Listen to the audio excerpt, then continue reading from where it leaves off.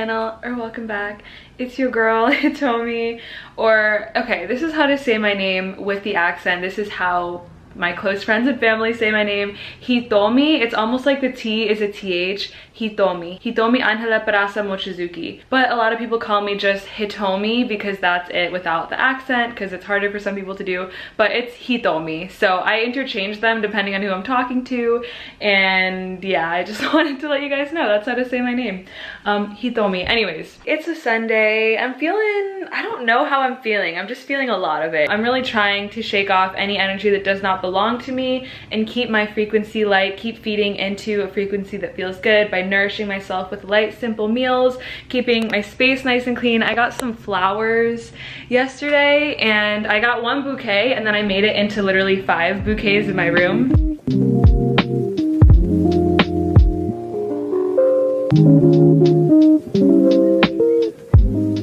I have also been journaling a lot in my special manifestation journal, which I need to like tape this bind back on there because this thing is about to fall apart. But I've been just having a lot of reflections and trying to deepen my practice and connect to my intuition more than I ever have before. And in times where there is a collective state of fear, I am so called to cultivate my own light and broadcast that out so much more than I'm letting other energy come to me. I will sage myself and I will call upon my own light and my own gifts and see every cell in my body vibrating with light, divine energy, and every time that I walk past someone, I will send them a blessing. So I'll just imagine that there's this force field of light around me and anyone who I cross paths with is getting blessed, and I am sending them love, I'm sending them protection, and that has just really made me feel so good and grounded and in control over what is happening in this moment in time in the world. Anytime that I return to love, it's just like this rippling out of beautiful divine energy. Call upon your light in times of darkness. That's one of the most beautiful gifts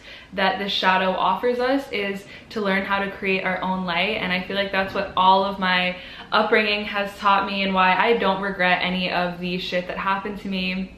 I still get a lot of questions about healing from domestic abuse and anxiety and body issues, and I don't often feel the need to revisit a lot of my past because I've just worked through it so much, and it doesn't hurt me to think about it. It literally just feels like something that happened, not necessarily to me, but just something that unfolded in my life that I'm just witnessing. Like I maybe allowed myself to see myself as the victim for some time, and maybe I was, but I don't feel that way anymore. I feel like everything is placed upon my life to help me access more love. But I just wanted to talk on that very briefly. I have my journal with me, and I was struggling with binge eating a few weeks ago, and I gained some weight, which maybe you noticed in my last outfit video. I gained like 5 pounds, I want to say, and I was really bloated. It wasn't even, the weight gain didn't make me sad. I'm still 5 pounds heavier than I normally am, and I don't really mind because I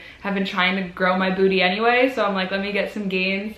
But I was really bloated for a week, and it was really because I wasn't listening to my intuition. I wasn't honoring my body.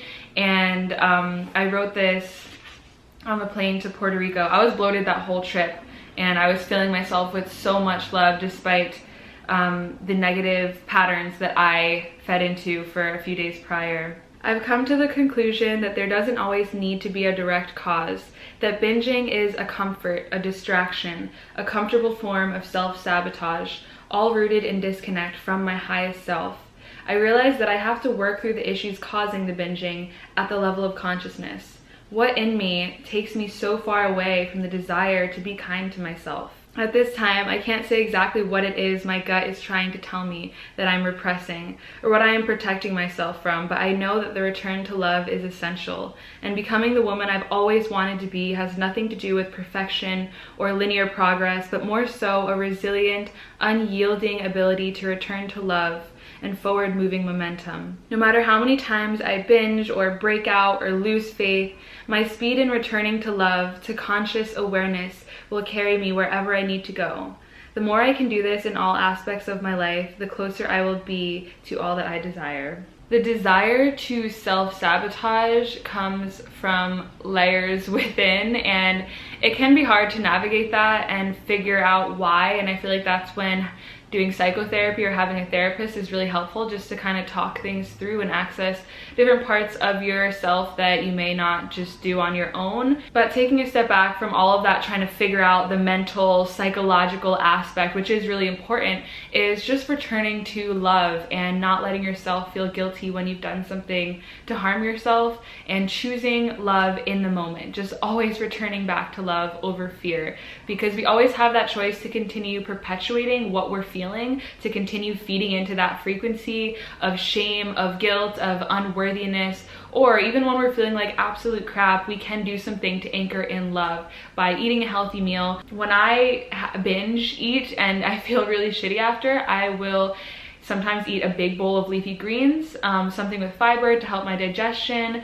I will have some water, apple cider vinegar, and cayenne. I've actually been doing that every night. I might have some right now, just because it feels like such a good detox, and apple cider vinegar helps with bloating, it helps with skin. So that's something that I really like to do, and just setting things in place to keep feeding the frequency of love and not to be so hard on yourself, you know, because that is how you move forward. That is how you break the cycle. And it's strange, because this past time that I binge ate, like 2 weeks ago, it was not, I wasn't consciously thinking about it. I wasn't sad. I wasn't having any negative thoughts, but it just happened. I binge ate like the whole entire day, and did that a few days in a row, and I didn't even feel heavy just mentally or emotionally. So it was really tripping me up. Like, why am I doing this? Like, do I actually need this much food? No, I'm stuffed right now, but I can't really figure this out. When I was in Peru, I felt this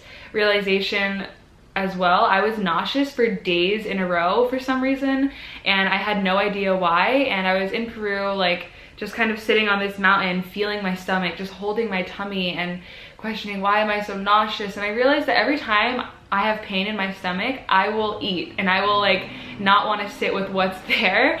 And anytime that I'm nauseous, I eat something, which isn't what I feel like people's normal instinct to do is when they're nauseous, is to like put more in your stomach. And I think because I'm so sensitive, when my intuition is trying to speak something to me that I'm avoiding, I really feel it, and it comes up as bloating or as nausea. And I always really notice a shift when I do start honoring my intuition, that everything in my body is like working magically and very smoothly. But I just remembered that I have to sit with what's there, even if it's uncomfortable. I need to have the courage and the bravery to sit with whatever I'm feeling physically, emotionally, spiritually, and be just the warrior of my mind and stand there with humbleness and reverence as things are unfolding in my internal and external reality. Everything that happens, everything that we experience can be a gift and a portal to higher consciousness if we choose to view it that way, and if we choose to step into that role. And I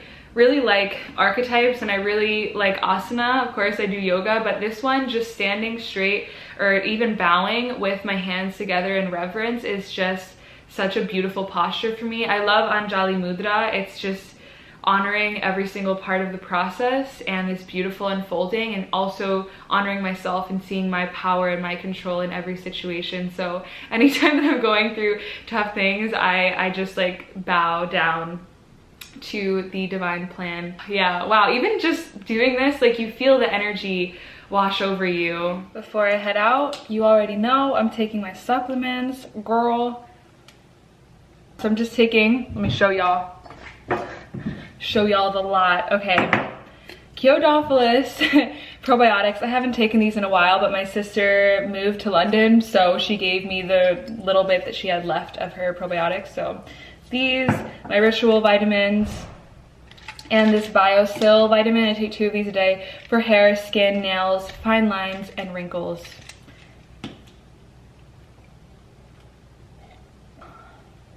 It do be making a difference. I feel empowered and healthy. Water is a very precious resource, and I'm very grateful for water. I bring it with me everywhere I go. Good morning. It is the next day. It's 7:30 and the sunlight is pouring in so beautifully. My room is such a mess. I don't know how I spend at least 30 minutes every day cleaning. It might be more, honestly, but I just don't know how it gets so messy. My room is 100 square feet, so maybe that has something to do with it. But I picked up some decorations from my storage and I want to put them up in my room just because I feel like I never fully moved into this place, because I found this place after a breakup and was just trying to move out and find my own space as soon as possible. So my lease is actually ending very soon, but I might ask them if I could extend it, considering I can't travel anywhere, which was my original plan to move to Europe. I'm picking up some film today, and maybe I'll put some of those photos on the walls. And as far as taking the subway with this virus, I am trying to walk as many places as possible. Like, I can walk to the film place today in Greenpoint, but certain places would just take me so long to walk to. I have a gyno appointment. I'm gonna have to take the train for that. And I do think that social isolation is something that's going to help to slow the spread.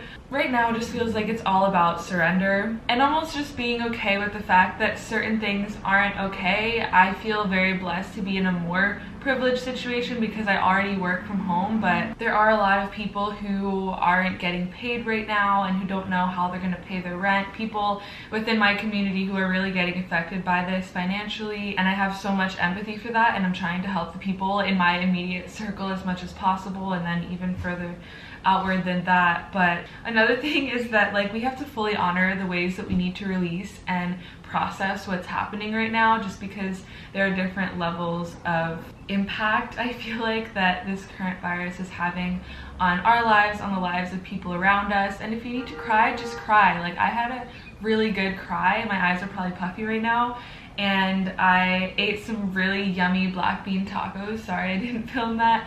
And I went to sleep and I feel a lot better this morning. So just really be present with whatever you're feeling and however you're processing that. It's not wrong, it's just a lot. The more that you can fully honor whatever emotion is coming through, the more that you can return to love, you know, not repressing any bit of what you're feeling, but welcoming it, watching it, and being ready when it no longer needs to be felt, and continuing to do those kind things to yourself. I don't know why, food is just a really big thing for me. Anytime I'm feeling down, I just cook myself something so healthy and so just delicious, and I don't overeat. Whenever I do that when I'm sad, I automatically feel better because I'm like, oh yeah, I'm treating myself differently than I have in the past. This is like a new version, a new upgrade, and I'm still able to be so kind to myself at this time, and that's amazing. Need to clean. I have something that I have a deadline basically that has to be finished by 10 a.m. and I have about like 45 minutes of work to do on that this morning, so I'm gonna clean, do some movement really quick. I really like to do my yoga and meditation practice before I do any work or look at my screens. You already know we're staying hydrated this morning. I just want to say, I think I'm gonna work with my yoni egg today, which I'm really excited about. If you don't know, a yoni egg is usually a crystal in the shape of an egg, about wee big. Mine's over there on my altar. I'm just like too lazy to grab it. But I'm very intuitive with when I do yoni practices, but I feel like right now would be a good time to explore the yoni portal. A lot of people say that the yoni, the down there area, I'm not trying to get demonetized, but I basically don't even get paid for these videos anyway. Basically, your vagina is the portal to the heart, and the cervix is kind of like the doorway to the heart. If you're getting penetrated and it feels weird, or you feel pain in your heart, or you get anxiety, a lot of the times it is revealing to emotional trauma, or yeah, something that is still lingering within your heart. And I've had that happen many times where I am having sex and then suddenly I just get really sad, or my heart literally starts to hurt, and it's because when that place is being penetrated and it hits your cervix, like the very inside of your vagina, it can bring up a lot of different things. And I was always so confused by that. I was like, I'm having a good time, like why are all these memories flooding back to me, or why is this feeling here? And I started working with my yoni egg and exploring my vagina. It is really like a portal. Like there's so many different like walls and layers, and there's so much depth, and a lot can come up when you are using it, when you're masturbating, when you're having sex. And it is beautiful to be present through all of that, and having it as a personal practice and a meditation allows you to work through those things on your own, and allows you to help yourself witness and heal from whatever may come up when you are, you know, in that place. And then when you go into it with a partner, it's just a lot easier for you to be present with it. You're more used to the sensations and the feelings that come up, and I feel like it's just a clearer channel almost when you are sharing it with another person after doing your own practice and healing a lot of the whatever comes up for you. Honestly, for me, I just feel like it's a lot of this childhood innocence and kind of being taken advantage of, or just feeling obligated to do certain things. So sometimes that comes up when I'm having sex, is like, ooh, this weird feeling that I don't like to feel, or the guilt and shame. And luckily that hasn't been so frequent, just because I have been doing these yoni practices, and I really noticed a difference like over the past 2 years of using my yoni egg and meditating and just visualizing and allowing myself to release and exploring my own body. Yeah, it just feels like very deeply spiritual. It can be really healing to you and your partner when you do this yoni work. One of the very simple practices that you can do with or without the yoni egg, by the way, you don't need to have anything inside of you. It does help. It is a tool. It's a point of focus, but you can do yoni practices with your fingers or with nothing, without even touching yourself. Very simply, I like to practice the microcosmic orbit, inhaling and squeezing my yoni, feeling the energy rise up my spine, exhaling and feeling the energy come back down into my navel. I keep the tongue at the top of the roof of my mouth to allow the energy to kind of cycle back down. And I don't rub anything externally when I'm doing these yoni practices. I just focus on how the inside of my yoni feels, and I squeeze. I will rock my hips up when I'm squeezing, and this also just helps to strengthen the pelvic floor, along with doing deep belly breathing throughout the whole thing, inhaling, filling the belly, exhaling the navel back to the spine, and it's very beautiful. And yeah, I just feel called to do that work today, so I wanted to share it with you. I will probably do that later after I'm done with my errands and my work and my gyno appointment and picking up my film and all the human things. I really like to create sacred spaces when I do my practices. So if I know I have a busy day and I'm ready to conquer all these different things on my to-do list, I'd rather just do whatever I'm in the mood to do and follow that and let my intuition guide me in how to structure my day and my practices. Because I do think morning practice is very important, but everyone's energy is so different, and my energy is much more calm actually and relaxed and more easeful when meditating in the afternoon versus in the morning. If you can tell, I have a good amount of energy. I'm ready to talk, I'm ready to like accomplish different tasks, and so I'd rather use that energy that's within me to do my work and to clean and to get emails done. And then later when I'm like more slow and watery, I'm like, okay, let me just meditate, let me move my body. But I do appreciate morning practice because it allows you to set intention for your energetic state throughout the whole day, and that's just a really good anchor. So I do some kind of practice like right when I wake up. Today I'm just probably gonna clean and then dance and do like 15 minutes of yoga. Yeah. When I clean my whole space and I'm done with my work for the day at least, and I light candles and I burn whatever sage or have my incense, it just feels like I'm making love to myself. Even if I'm not doing yoni practices in particular, when I like make the space to kind of take myself on a date and I'm practicing my piano with my whole room clean, I'm just like, like I just feel special. I feel like I'm treating myself, and that is such a nice feeling, to just create a little intentional container for yourself to do anything, to like scroll through Tumblr and listen to good music and just animate and illustrate, or to play piano or whatever it is. Like it's like creating a little intentional space is really cool.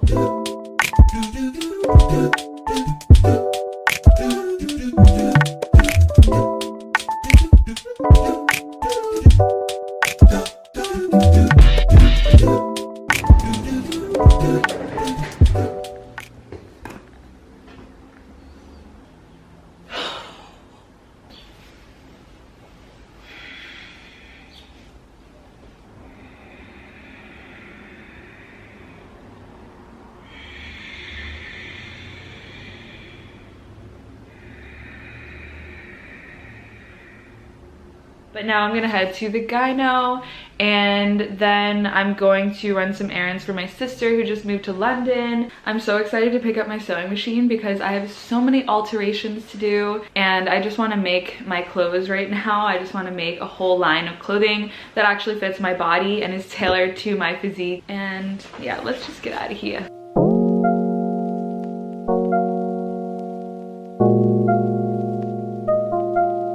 I'm at my old apartment, as some of you might remember. I'm taking back my vintage table that I thrifted. It's so beautiful. And also I have my sewing machine here, and I had a talk with my landlord and he's letting me extend my lease for another 3 months past the end date, which is such a blessing. I'm like crossing my fingers. It's just such a blessing because I just want to be responsible and not travel until things are more figured out with this virus. And I'm learning more and more the importance of social isolation and just taking that more seriously. And I don't think I'm running any more errands for the rest of the week. I just wanted to show you some of my favorite film photos from Puerto Rico.